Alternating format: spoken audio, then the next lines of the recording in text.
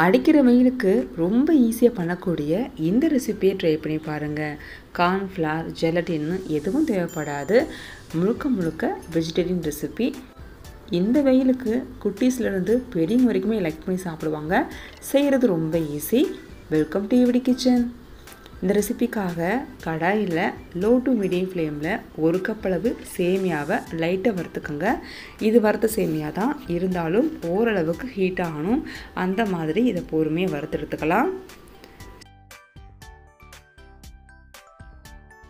சேமியா வறுபட்டுருச்சு. இப்போ இது கூட திக்கான பால் 400 ml அளவுக்கு ஆட் பண்ணிக்கோங்க.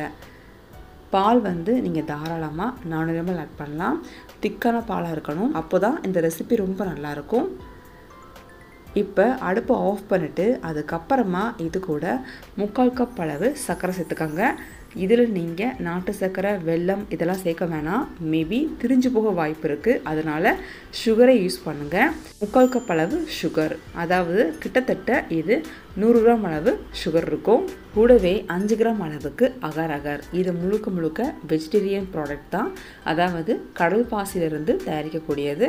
இதை நீங்கள் தாராளமாக ஆட் பண்ணலாம்.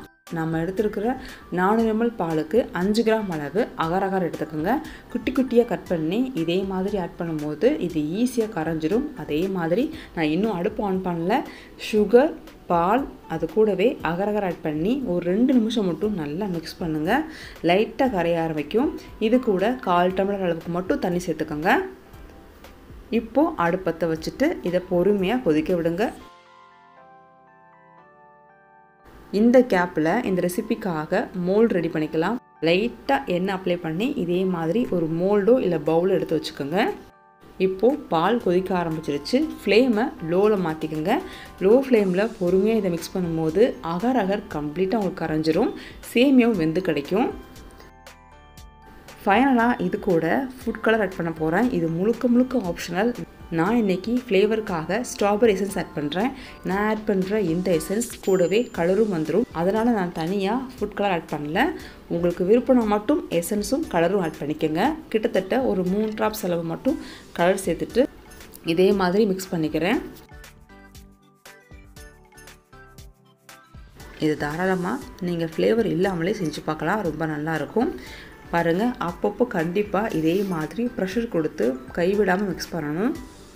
நம்ம ஆட் பண்ண பால் கிட்டத்தட்ட 70% அளவுக்கு வற்றி திக்காக மாறும். பாருங்கள், கடாயிலேயே அழகாக ஒட்டுது. இந்த மாதிரி இருக்கும்போதே சைடில் ஒட்டுற அந்த பாலையும் ஸ்க்ராட்ச் பண்ணி மிக்ஸ் பண்ணுங்கள். அப்போ தான் உங்களுக்கு டேஸ்ட் ரொம்ப நல்லாயிருக்கும்.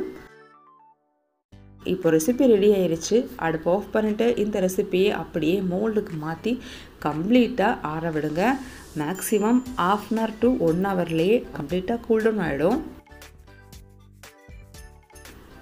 அவ்வளோதான். இதே மாதிரி நைஃப் இல்லை ஸ்பேச்சுலா யூஸ் பண்ணி சைட்ஸை எடுத்து விட்டுட்டு டீமோல்டு பண்ணுங்க.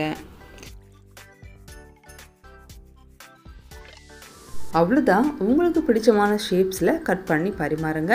எப்பயும் பண்ணுற பால் பாயசம், பால் கடம்பு மாதிரி இல்லாமல் இந்த 2 ரெசிபியுடைய காம்பினேஷனில் இதே மாதிரி செஞ்சு கொடுங்க. கண்டிப்பாக எல்லோரும் விரும்பி சாப்பிடுவாங்க. அப்படியே ஜெல்லி மாதிரி இருக்கும்.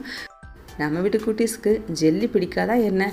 இந்த ரெசிபி ட்ரை பண்ணி பார்த்துட்டு உங்களுடைய கருத்துக்கள் தெரிவிங்க. இந்த ரெசிபி உங்களுக்கு பிடிச்சிருந்தா மட்டும் சேனலை சப்ஸ்கிரைப் பண்ணி சப்போர்ட் பண்ணுங்கள்.